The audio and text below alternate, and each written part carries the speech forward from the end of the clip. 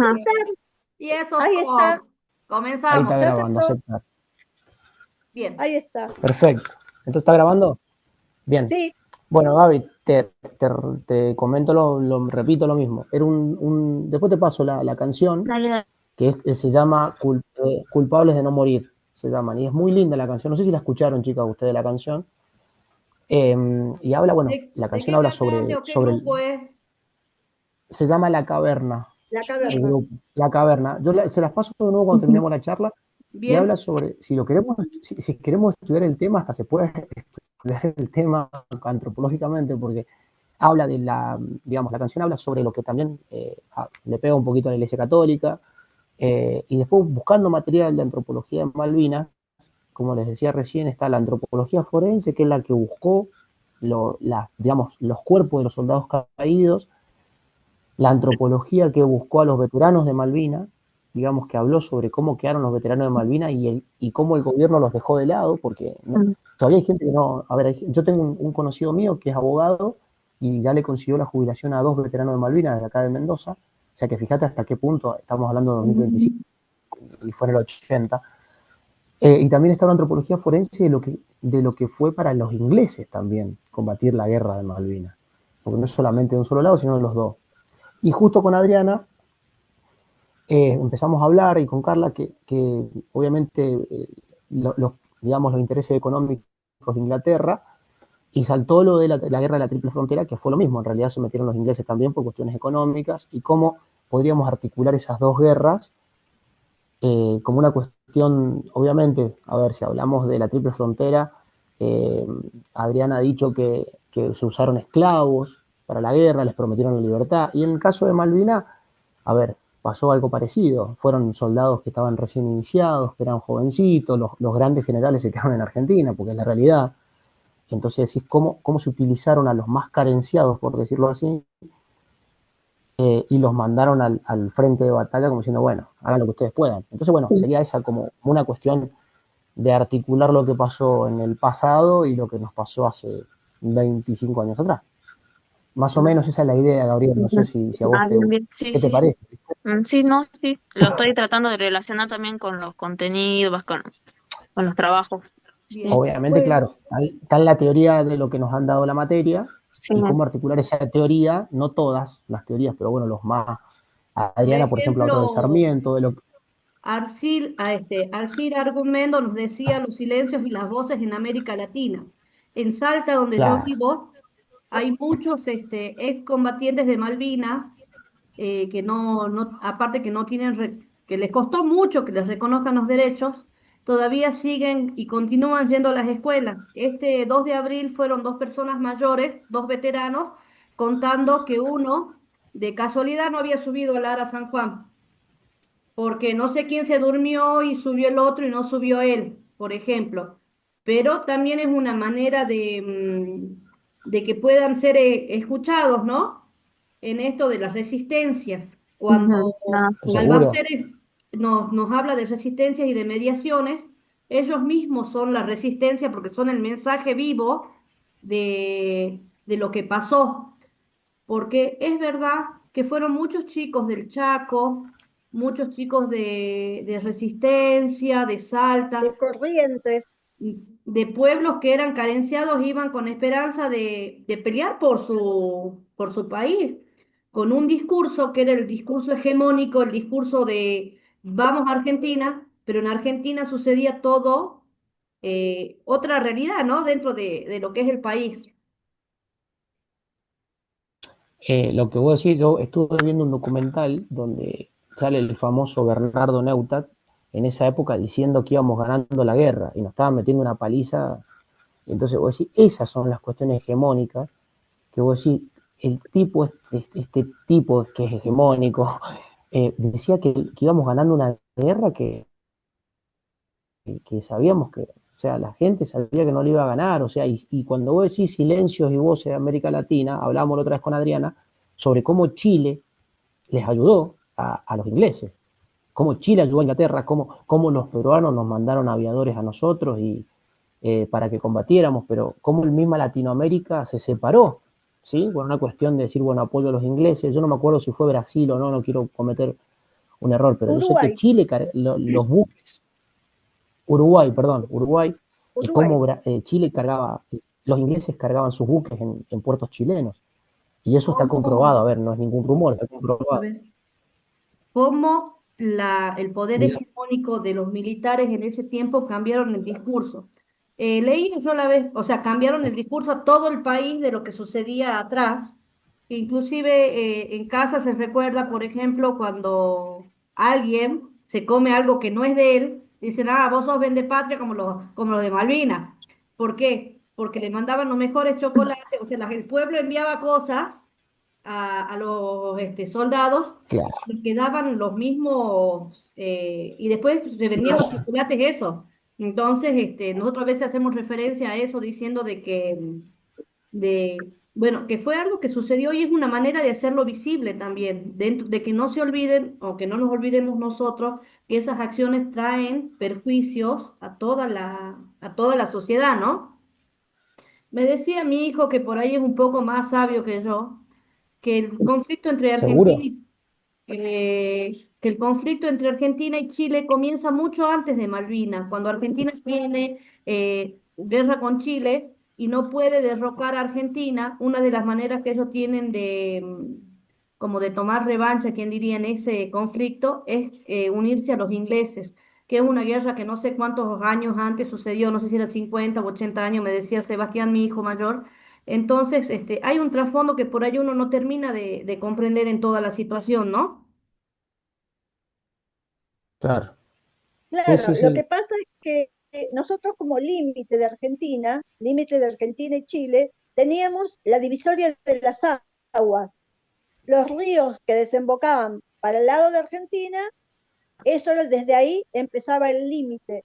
Los ríos que desembocaban en Chile bajaban, eso era parte de Chile. Es la divisoria de las aguas el tema de esa frontera. Yo diría, hay una frontera natural y hay otra frontera ficticia, ¿no? Entre Chile y Argentina. Y más se nota al sur, en lo que es la Patagonia, porque ustedes han visto que parte de las islas que teníamos nosotros antes la hemos perdido cuando estaba el peligro, cuando nos hacían creer ese peligro que había una próxima guerra con Chile antes de lo que pasó con Malvinas.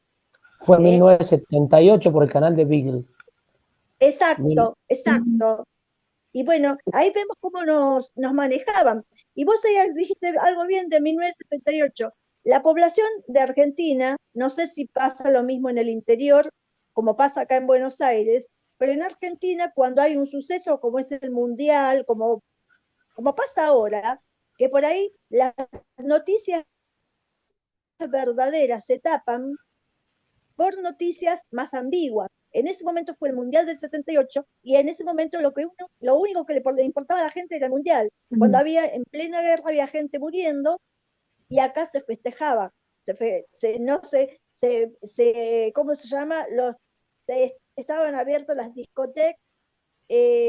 Lo único que no se emitía era música en inglés, ahí empezó a tener más, ¿cómo le puedo decir? Más abertura para lo que es el rock nacional, ¿no?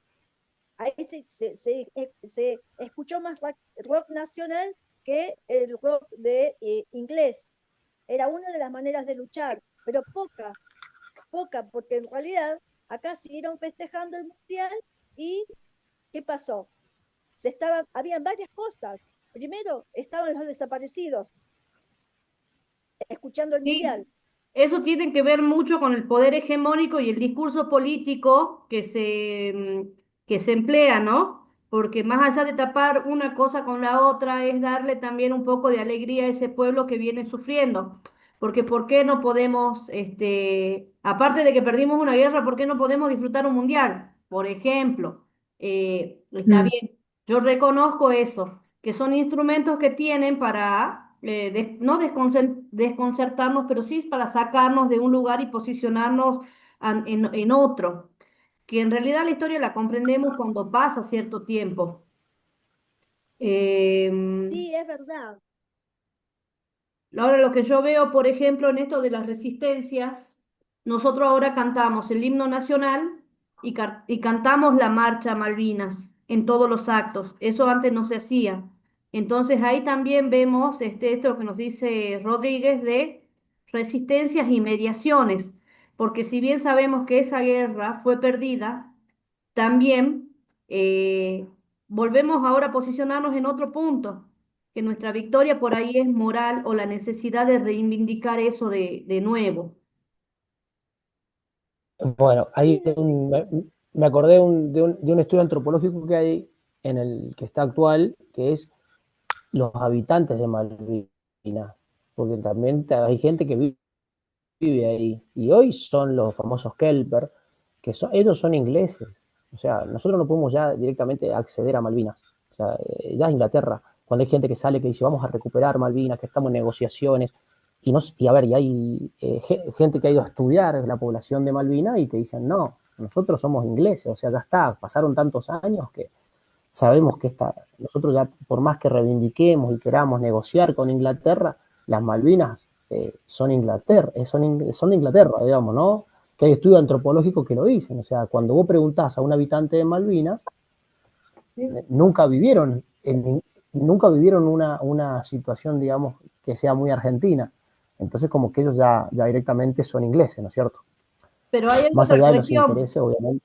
Hay una idea hegemónica de que nosotros debemos recuperar Malvinas, pero no hay una idea hegemónica de que nos debemos preocupar por las personas pobres del Chaco.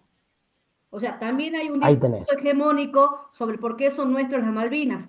¿Por qué queremos un territorio? Está bien, nos pertenece, tienen recursos hídricos, recursos marítimos, lo que sea. Pero tenemos el resto del territorio argentino que está, la mayoría, por ejemplo, lo que yo veo, por ejemplo, en la escuela pública de Salta, con muchos otros falencias. ¿Por qué vamos a ir a pelear por un territorio si tenemos no sé cuánto territorio más o porcentaje más de territorio que está sin cuidado?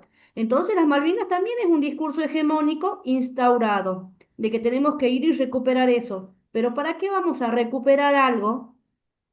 A ver, no es que para qué, que está mal. Si no tenés, En manera de reflexión. Esto como dicen, vamos a encontrar vida en Marte y no vemos la vida que tenemos en la Tierra. Una cuestión así. bueno, eso es cierto. O sea, en resumidas cuentas, queremos ir a Malvinas para dejarlo como Salta, para dejarlo Sí, como el sí, Chaco. olvidado de eso. Claro, pues, o sea, no nos Y jodamos, sí, solo vamos a joder a los que viven ahí también. Si estamos, si estamos mal, que estemos mal todos, con ese claro, concepto. Mirá, Entonces digo, el es que, discurso, bueno, el poder hegemónico desvía la atención a lo importante. Eso es una realidad. O sea, son tan cínicos que te desvían lo que está pasando hoy. A ver, nos pasó, si queremos desviar un poco el tema, nos pasó en pandemia. Poníamos la también. noticia y murieron 10.000 personas en España. Y vos decís, ¿y en Argentina? ¿Cuántos mueren de dengue, por ejemplo, en el norte? Y no, nosotros no tenemos ni idea. Y hay dengue. En época de pandemia había gente que moría de dengue. Y vos decís, che, el COVID nos mató 5.000 personas en China. Y andate al norte, el que es del norte, ¿cuánta gente muere por dengue?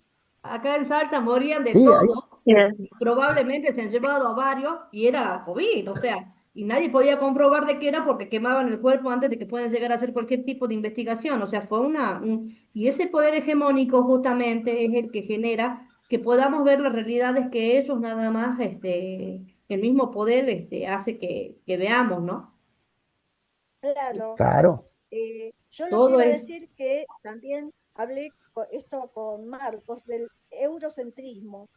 Lo feo que yo siento cuando hablan de Buenos Aires y dicen, vienen a la capital federal, y muchos dicen, ay, eso parece, no parece una ciudad de Latinoamérica, parece Europa, o sea, parece Barcelona, parece Francia, y la gente se queda con eso, y es lo que nos quieren vender. Para mí Argentina no es capital federal, para mí Argentina es todo el país, ¿eh? Y no pueden vendernos ese discurso de que Buenos Aires, capital federal, es importante o se desprende de lo latino por lo que nos quieren vender. Buenos Aires es de Argentina y Argentina no es un país europeo, es latinoamericano, ¿no? Y también hay otra, lo que ustedes dicen, que se dejan a las personas, a las provincias, con lo que pasa en Salta, lo que pasa en otras provincias. Yo voy a hablar de Catamarca porque conozco Catamarca y mis padres eran catamarqueños. Bueno, lo que voy a hablar es que desgraciadamente hay un racismo, ¿no? Que nace, yo diría, históricamente desde la época de los unitarios y de los federales, ¿no? Donde los unitarios eran los que mantenían el poder, los que estaban en Buenos Aires, y los federales eran todas otras provincias que no tenían nada que ver con Buenos Aires, ¿eh? Porque Buenos Aires es estratégicamente rico porque tenemos una salida al mar. En cambio, las provincias no. Entonces acá, a los provincianos, y me pongo como provincianos, como yo como provinciana, tenemos ese mote de cabecita negra, Sí, cuando en realidad, chicos, nos estamos mirando todos, dicen cabecita negra porque todos son morenos, porque hay un racismo, ¿no? Un racismo tan internalizado, tan puesto como yo hablaba con Marcos, cuando te dice, ah, negrito, gracias negro por hacer esto, por hacerme, hola negra, ¿cómo estás? Eso también es racismo, ¿eh? Porque se tiene que decir eso al provinciano. Si el provinciano es como el de Buenos Aires, ¿qué diferencia hay? ¿Por qué te tienen que decir cabecita negra? ¿No?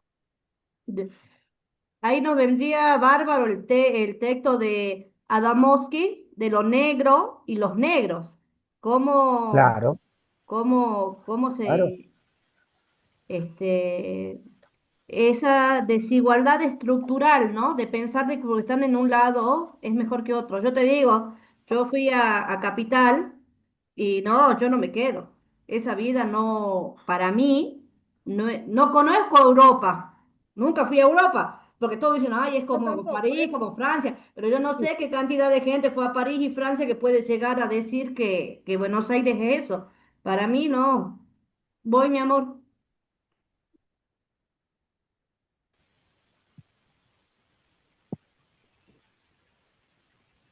Y Gaby, ¿cuál es tu perspectiva?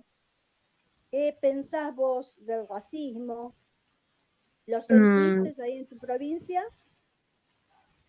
em, y yo más que nada en donde yo vivo, que es el departamento San Martín, yo creo que veo todavía ese, no sé si racismo decirlo así, pero sí hay donde yo dicto clases, hay toda una distinción de los que son criollos y los que son wichís. Los niños que son criollos y los niños que vienen del pueblo wichí, que le dicen aborigen. Entonces hay toda una distinción y nosotros en esta escuela tenemos bilingües, maestros bilingües, y bueno, y a ellos les cuesta un montón esto de aprender la lengua y toda esta alfabetización, justamente porque tienen que aprender otra lengua que a ellos cuando nacen saben el wichí, digamos. Ah, Y siempre creo que esta distinción con solo hablar, están los aborígenes, en realidad son niños, son personas que bueno, según donde nacieron, digamos, eh, pero bueno, no sé, eso es como que yo lo veo desde ahí y bueno, y lo veo obviamente que ellos mismos, al pertenecer ahí, ellos mismos también se consideran también inferiores o por la situación económica que viven. Algunos niños vienen sin zapatillas, vienen a la escuela sin cuadernos, sin lápiz. Eh, yo creo que sí que ellos son los realmente olvidados y esto de como dice Kush, de revalorizar ¿cómo se dice? Nuestra identidad cultural Sí. y realmente el origen, y realmente como que tener en cuenta más a ellos que están aquí y que estamos, que eso hegemónico que ustedes hablaban, me parece. Walsh en interculturalidad y educación nos plantea esto, ¿no? De cuestionar las narrativas homogéneas, ese discurso que para todos nos sirve, que ni, por ejemplo, todo niño que va a la escuela va feliz. No, yo soy maestra de educación primaria y no todo niño va feliz. Hay Ujú. procesos que atraviesan las distintas realidades. Somos, por ejemplo, las dos de Salta. Ella está en el departamento San Martín. Yo estoy en el centro de Salta. Y no, un diseño curricular que supuestamente atiende a la diversidad no llega a traspasar o a llegar a cada una de estas cuestiones, ¿no? Porque todo es homogéneo. Yo en primer grado enseño alfabetización inicial. El niño en segundo y tercer grado hace por ejemplo, una unidad pedagógica y sale leyendo. No, hay chicos que no salen leyendo. O sea, tenemos realidades que atender desde la educación, cuestiones que no son de todos, son cuestiones puntuales que rompen la homogeneidad también, como dice Walsh, que hay que atender también a esa parte. Entonces, escuchando lo que dice la compañera del departamento San Martín de la provincia donde yo vivo, Catamarca también he tenido suerte de conocer, gracias a Dios, que también presenta una realidad distinta a la de Salta, pero distinta en algunos sentidos, nos llevamos a preguntar, ahora yo reflexiono, ante toda esta inmensidad, ¿vamos a pelear por Malvinas? No, No, no podemos no, hablar por Malvinas, pero sí que tenemos que hablar del poder anglófilo que existe en Argentina. Adri, habla un Porque, poco más fuerte porque no te escucho bien. bueno, digo que hay que darse cuenta del poder anglófilo que hay en Argentina. ¿Qué es lo que nos lleva a nosotros? Nosotros dirigimos con nuestros votos a Argentina, a la nación. No, no la dirigimos. Nuestros votos caen como en sacos vacíos y los que entran en el poder generalmente son títeres, son manejados por gente que tiene, por la élite, ¿no? Como nos pasa ahora y como nos pasó antes, que directamente lo que hacen es saquear el país, saquear nuestra identidad, querer romper nuestra identidad. ¿Eh? Hay algo que escribió Sarmiento que decía, cuando él estuvo de embajador de Estados Unidos, en Estados Unidos, le llamó la atención que en Estados Unidos los pueblos originarios no formaron parte de Estados Unidos, no, fueron directamente, fue un genocidio. Y acá en Latinoamérica, los pueblos originarios sí formaron parte, en cierta manera, de lo que era la población para formar un país. Es algo a mí que me llamó la atención. O sea, la diferencia que hay entre lo que son los anglosajones y lo que somos nosotros, como cultura que venimos de los españoles, que algo atendieron, algo dejaron, ¿no? Sí, yo te digo, porque si hubiese sido por Sarmiento, se barría con todo.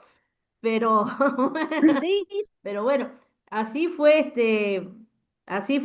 cómo se va conformando nuestra idea de país, ¿no? Donde uno quiere suponer que somos mejores, que hicimos las cosas mejores pero si vamos acá al departamento San Martín, los que vivimos en Salta, sabemos que es un discurso. O sea, es un discurso instaurado de que sí, que nosotros no exterminamos los pueblos, pero dejamos que el jefe de la tribu abuse de niñas de 13, 14 años y se reproduzcan porque era el macho alfa de la comunidad y por tradición tenía que ser el uh, primero en iniciación. O sea, terrible. yo lo Sí. que estoy poniendo, Adriana, es otra mirada a lo que vos me decís claro. y lo mismo de Malvina, no quiere decir que yo tenga razón ni que nadie tenga razón. Simplemente para cuestionar esto desde la antropología, nada más. Entiendo tu punto, también el de Gabriela, pero simplemente Nosotros, nos, que la teoría nos haga pensar, nada más, cómo el poder nosotros, por hegemónico. ejemplo, ¿Te escucho, yo Marcos? vivo en Mendoza, perdón, se escucha, me otra, yo vivo en Mendoza y trabajo en escuela rural. Me pasó una de mis primeras experiencias en el colegio donde, ¿se acuerdan los censos? El famoso último Sí, censo que se ve en la escuela rural. Fuimos a una comunidad boliviana a censar y justamente mientras con la directora de la escuela, justamente un médico dice, ya que van ustedes a censar, desde la salita voy a ir yo a controlar a esta familia, ya que estamos, yo los llevo y hago todo un chequeo. Entonces, bueno, cuando llegamos a censar a este lugar que estaba bastante alejado, empezamos a hacer el censo y bueno, cuando uno le pregunta si habían niños, si habían bebés, el papá de familia dijo, no, no hay nadie, y el médico dijo, ¿cómo que no? Si tu hija tuvo un bebé hace poquitos meses y yo atendí, dice, yo te llevé al parto, o sea, a tu hija, y resulta ser que esa comunidad boliviana, la primera vez de la niña es con el padre, y había quedado embarazada, entonces él lo ocultaba. Entonces cuando vos decís ese respeto hacia los otros pueblos, hay que ver y observar, porque vos decís, si esta niña fue violada, pero es una tradición, es un respeto a la diversidad cultural, no puedes denunciar, no puedes hacer nada porque esa es la costumbre de esta comunidad. Y vos decís, pero es una violación, o sea, la primera vez de la chica es con el padre. Entonces, esta niña había tenido, en su primera vez, había quedado embarazada. Es lo que pasó en Eh, una comunidad entonces es del eso. norte argentino, donde intervino los derechos humanos y dice que los derechos del niño prevalecen sobre cualquier cultura de todos los pueblos. En el norte argentino, las niñas de 13, 14 años quedaban embarazadas del padre. Yo estaba trabajando en una ONG cuando salió la resolución esa, porque nadie de la justicia salteña hacía algo y tuvieron que ir a, no sé, cuál es la que sigue de Latinoamérica, y ahí se determinó de que no, que el derecho del niño prevalece sobre todo idiosincrasia cultural. ¿Por qué? Porque nosotros no los matamos, somos más humanitarios, dejamos que abusen a las mujeres, que se mueran los niños de nutrición, de hambre, pero no los matamos. O sea, ese caso fue muy sonado porque destapó lo que sentó jurisprudencia en lo que vendría a ser los próximos casos. Ya no se permite más y se denuncia, pero ese fue en el año 98, si no me Ujú. equivoco.